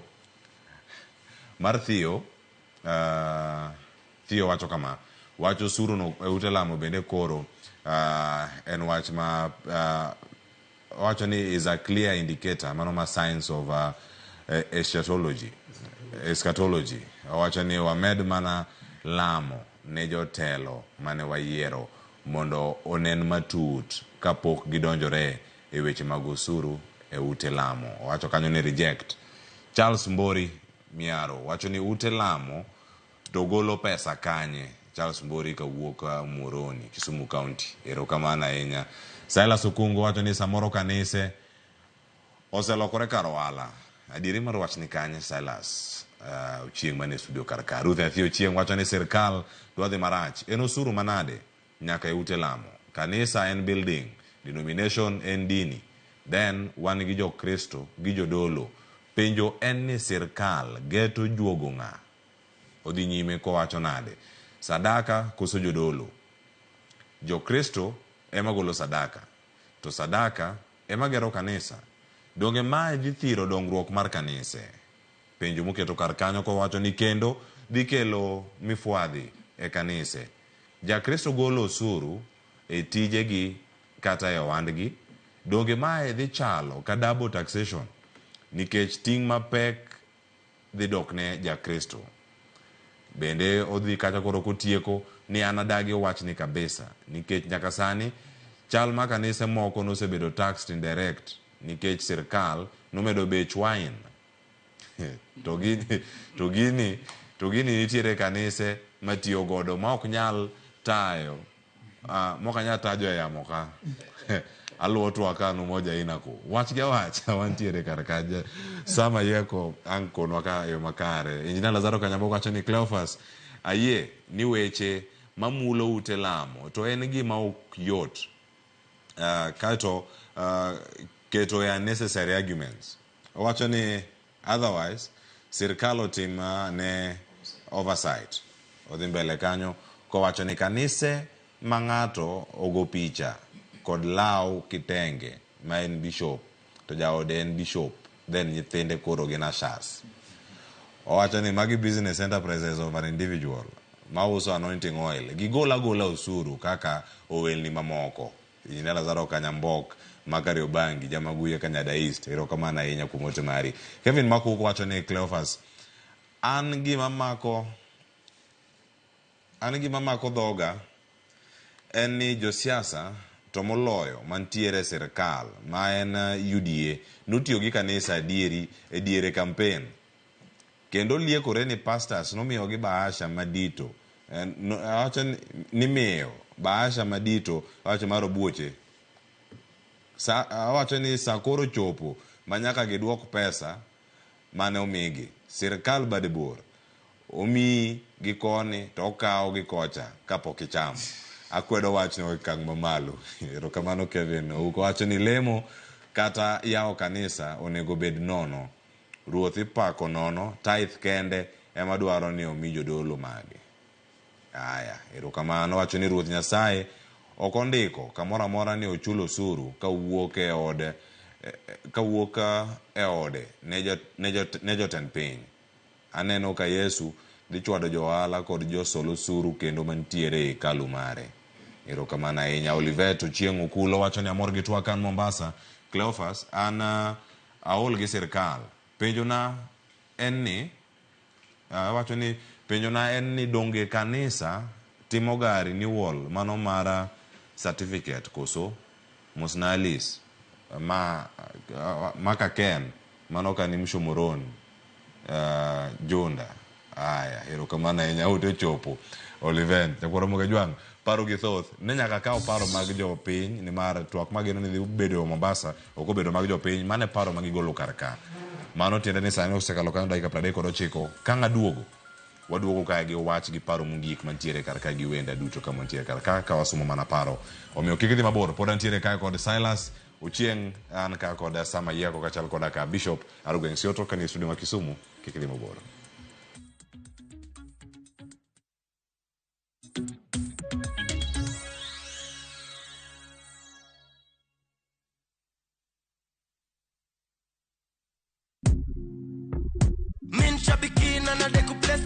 Naitwa Daniel Kimanzi, nimetoka Kitui County. Mimi kazi yangu ni an engineer by profession. Shambiki ya Fieta, nilianza kucheza na pesa kidogo, nikimprove kidogo. Nilikuwa nakula tu natoa, nafanya kazi zangu, lakini mpaka saa hii ndo nimefika mahali nikakula pesa mzuri yenye inaweza nisaidia. Saa hii nikiwa nimesimama hapa, niko na furaha sana. Nimeshinda 1.5 million kama venye mnaona kwa hii check. Hii pesa itaenda kunisaidia sana pamoja na familia yangu. Niko na watoto shule, italipia fee. Biashara yangu ya construction pia huwa inahitaji pesa mingi, itaniboost kiasi kikapital na pia nitaendeleza mambo zingine zangu. Win big in seconds. Aviator ya Shabiki.com inakupa the biggest multiplier in Kenya. Shinda up to 50,000 times your stake. Yani ukiweka stake ya 100 bob, ndege ipeperuke, unashinda 5 million within seconds. Changamkia Aviator on Shabiki.com. Not for persons under the age of 18. Authorized and regulated by BCLB license number 428. Imagine exploring the heart of Europe where ancient history meets modern marvels. View Travel invites you on a 15-day, 14-night European adventure starting from $3,715. Discover the enchanting cities of Madrid, Barcelona, Paris, and Rome. Stroll through the imperial forums in Rome, marvel at the Eiffel Tower in Paris, and witness the grandeur of Santiago Bernabeu in Madrid. Cruise down the River Seine in Paris and glide across the serene waters of Zurich Lake. Experience the thrill of a high-speed train journey from Barcelona to Paris and soar above the breathtaking landscape of Grindelwald first on a cable car. Let View Travel make your dream European getaway a reality. Trust our expertise, reliability, and guaranteed departures. Let us tailor a personalized itinerary to suit your desires. Book your European Wonders adventure today. Visit viewtravel.com or call 0703-254-254 and book now.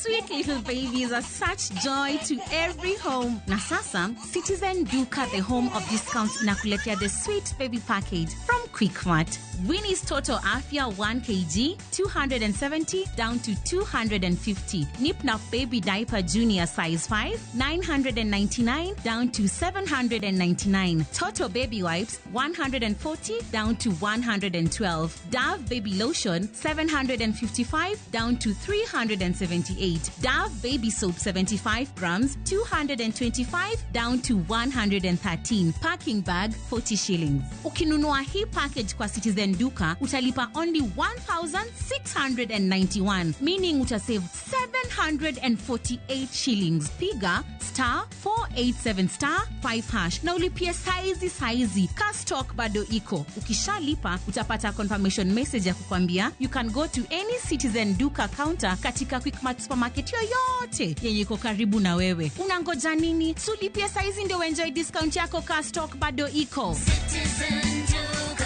home of discount.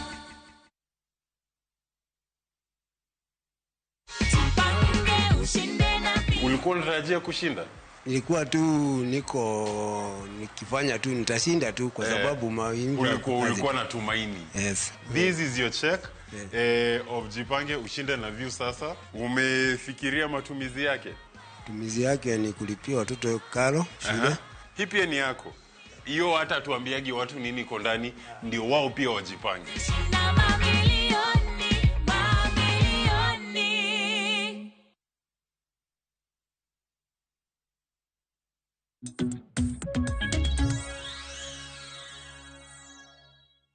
Nyakora mojong machiegni mor mar podi kete karka ote ma wuoro ka duto wasomo gi kendo mathoth pontiere mamedo donjo karka. Felix Wod Jobi wacho neno maler kantiere Kajiado Rongai Ramogi TV ler. Moses Obara wacho ni churches makawuono must be regulated nikech gisebedo kacha kuonde ma itime timbe mag njore kod rocho ratiro mag joma mine kod nyithindo manyiri kod nyithindo matindo bende ma rocho ratichgi e kind gik mathoth ma pod timore kar kacha. Ian Wycliffe neno wake ntiere Migori wacho ni Cleophas Jodolo nyaka koro chulo osuru nikech kata gin tinde giloko kanisa ohala kendo an mane momiyo tinde ok adhi e kanisa ne oweyo ka koro agoyo report mar pesa makao seche adek e kanisa tanyalo mana kao dakika 30. Aya koro mojangi winjo kanyo gik motamo jok moko dhi kanisa kod gik mathoth mantiere karka. Silas gini okosom gini okowinji jowinjo bende neno mana ka gini mana osuru michiwo ne kanisa ok ni kanisa onego bed ni comply gi weche mag chulo osuru mondo mi gigi duto ochope yo makare. Ang'ena dongi thuolo ma dakika 10 mondo mi atieki anga ka uran mokong kata anga duog mondo mi odweche mogik. Erokamano Cleophas. To wawinjo weche mang'eny kokalre gi jo bishop kendo jodolo. To yiena mondo asom part no close mawacho wach golo osuru ma kanisa.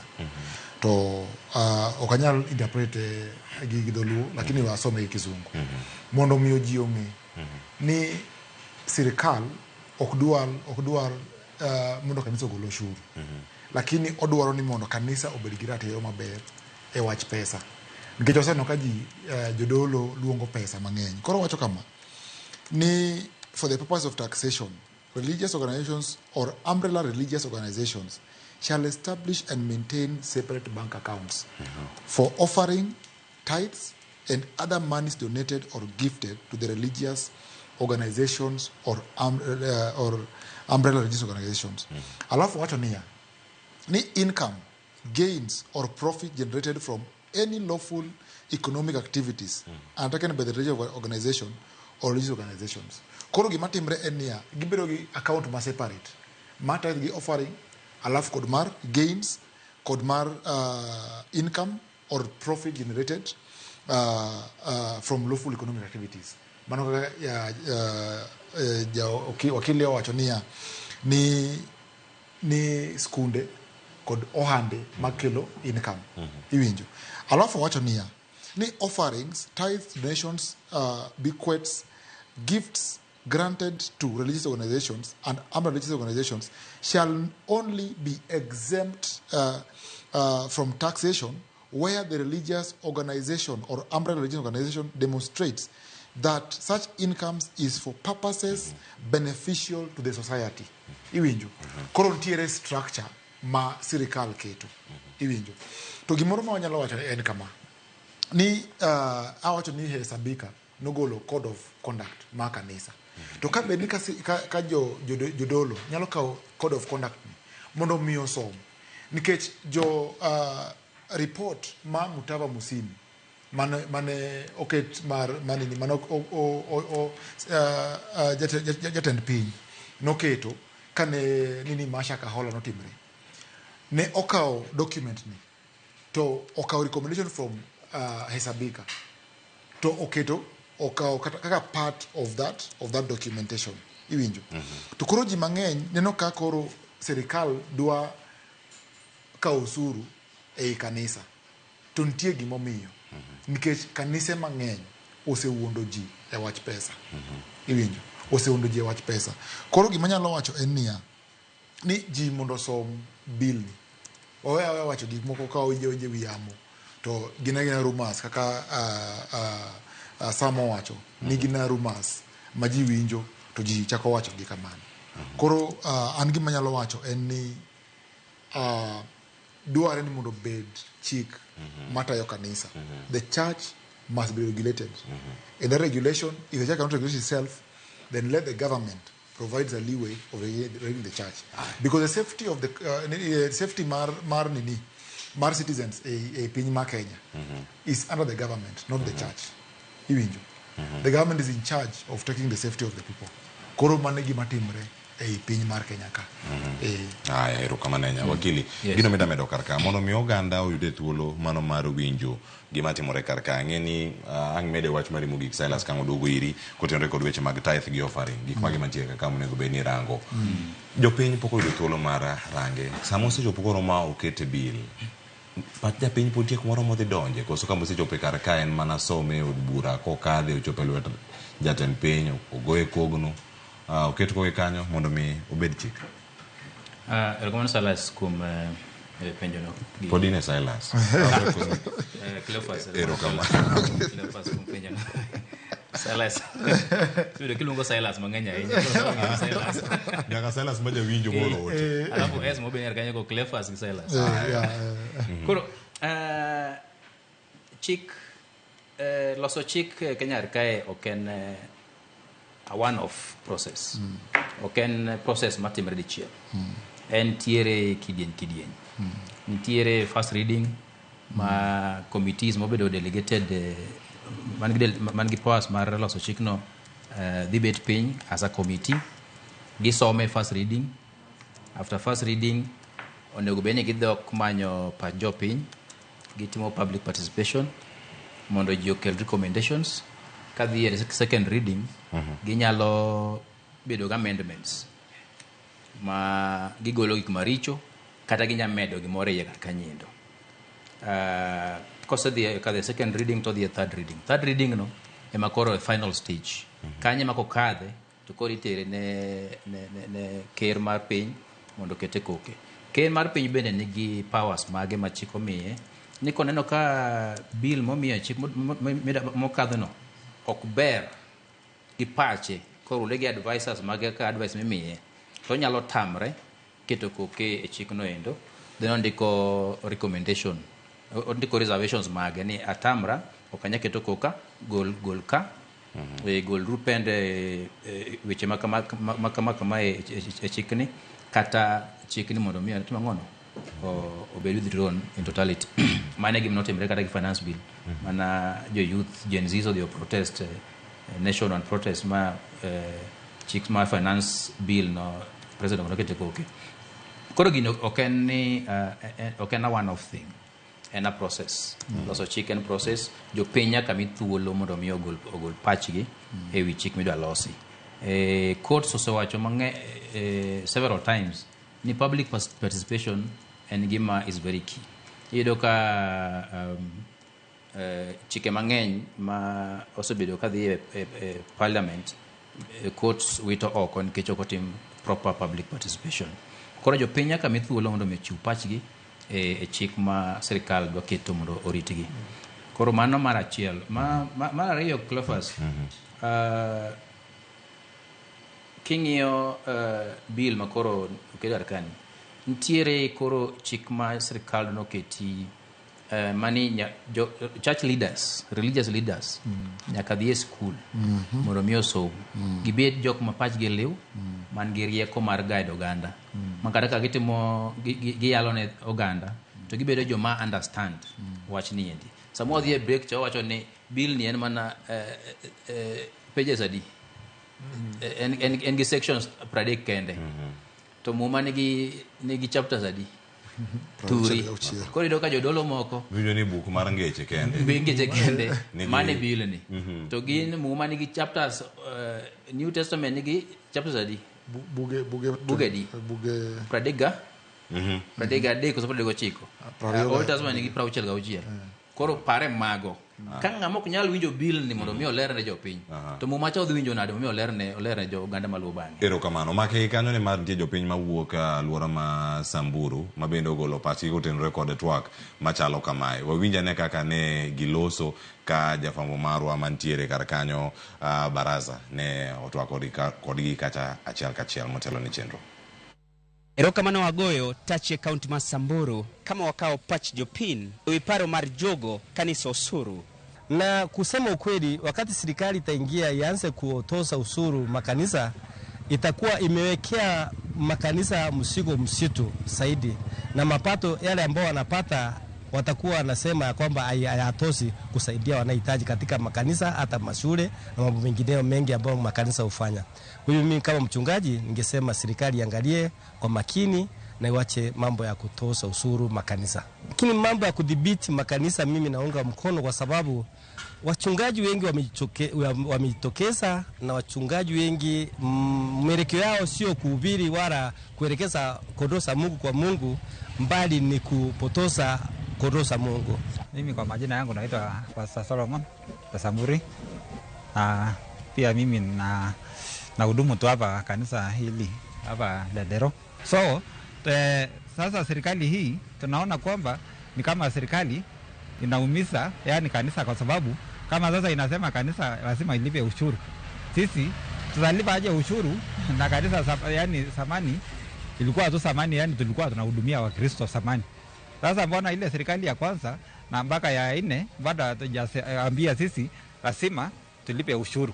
Sasa hii ndio itakuja kutuambia sisi tulipe ushuru? Hatuwezi, basi sisi lazima iangaliwe. Wanaopendekeza mswada huu wanasema utasaidia kudhibiti makanisa nchini, ikifahamika kwamba kulikuwepo na yale matukio ya waumini kuweza kuwadaiwa na kuuawa, yale ya Shakahola. Pengine wewe kama mchungaji uone kwamba mswada huu huenda ukazaa yale matunda ambayo wao wanapendekeza? Sisi tunaona itazaa matunda vizuri, kwa sababu sisi tunataka hii makanisa isikue kama hiyo ya Shakahola. So sisi tunataka makanisa yetu ikue ni kanisa ambaye inajulikana kwamba ni kanisa ile muhimu, sio kama ile ya Shakahola. Magwepach Jodak Masamburu. Erokamano baraza nyakoro magejwang mango pad jopiny mantiere county ma Samburu mabende gikelonwa kanyo chal mar wach gigo matimore alwora ma Samburu odiochieng' makono kota ko twak marwa kama wantiere nyakora Monge Jwang' wawinja ne wach mogik kawuok kuom jadolo Bishop Argueng Sioto ami mana thuolo manok ahinya sa ma ontie godo mos oserumo miwa mana wach mari mogik sani ka watieko. Mano Cleophas kuom miya thuolo mogik mondo achiw pacha. Adwaro ni mondo awach ni gini ndiko ni nigi parts 7 to gin gi sections 37 be. To waneno ka sections 2 kende manigi chandruok maduong' ahinya. Omiyo adwaro ma en section mar school, the school gi section mar tax. Adwaro mondo awachi ni kaka waseneno kaka jodolo dhi chuno ni nyaka koro dwar yo machielo, but adwaro mondo akwa jodolo mag kanise opogore mondo wabed piny kendo e kanise wa kendo wasomuru wachni, to kwasesomo to kaka wadwa mochung' ne weche mag chike owacho pod wan gi thuolo machielo wadwa Samuel mondo wandik another memorandum ma wa site go gik mwawacho ni richo bwaparo ni richo nikech the entire document is not bad. Another nyiso jodolo ni kage wito document ni oko ni rach to gibiro ywak e ngima gi duto te ma gendo gibiro siko kage gore kanise kage laro o sadaka gi tithe ma sirikal ne dwaro mondo konygie. Aonge gi wach mano e wach manyalo wacho kendo go erokamano ne ng'ata ma bende participate ka Nyasaye mondo kony. Erokamano ahinya mano Bishop Argueng Sioto wach mogik mantiere kar ka waseringa ahinya oko mar sa mano miwa Silas achakodi in gi nyiriri matin. Erokamano ahinya kuom nafas machal kama. To gimanyalo wacho suru ma kanisa en ni nyaka obed gi ratiro ma pesa. To nitie jodolo mang'eny mosewuondo ji. To gik miwacho sani giwuok kuom misinformation. Gimanyalo wacho ni jopiny ni wasomuru bill ni mondo miyo wang'e mondo miyo wakonyre e chunywa. Erokamano ahinya Sam kwa tieko. Erokamano Cleophas kuom thuolo kawuono mondo mi discuss wach ma omako piny chuny jopiny gi jo kanisa. Mokwongo anya kwayo jodolo kanisa ni duto ni mondo gi understand ni bill ni dhi konyogi kaka kanisa to nego be ni konyo oganda gi bende malimo kanisa ni. Bill ni dwaro mondo kanisa o account for its members, not for the government. Nyaka account for the members. To gima nyaka gi tang kabisa ni message magi pass okone oganda malemo kanisa gigo nyaka be very clear and they must be very careful. Nikech gi pass a wrong message. Yes. Kada donations mabire kanisa go didok chien. Sadaka migole kanisa go didok chien. Nikech ngado paro nango ni double taxation. Ere go miya dhi agol sadaka kanisa to achulo suru e serikal. Kora wacho ni kor mondo gidhi gisom bill ni mondo giwinjo maber gilero jopiny mondo gikonye serikal o regulate kanisa ni. Erokamano Sam Ayeko Okil kachel koda ka Silas Ochieng jadolo kantiere kachel rono mano mar Ignite Prayer Movement nyakora Monge Jwang' kachel koda ka Bishop Argueng Sioto kanie county ma Kisumu. Erokamano ahinya kuom bedo kodwa bende janeno maro mar Ramogi TV kuom bedo kodwa achiel kachiel e twak ma kamae kelo ni chenro mar mbako romo odiochieng' ma kawuono chenro mokono kel kod nyawadwa Joyce Oduor agoni erokamano ahinya. Anyinga Cleophas Oluoch jakisumo kanya kwar mokeo nyaka chango med neno Ramogi TV dhi som bill mondo mi kiki wuotha kayo wacho ni idhi juog kanisa osuru. Oriti masani.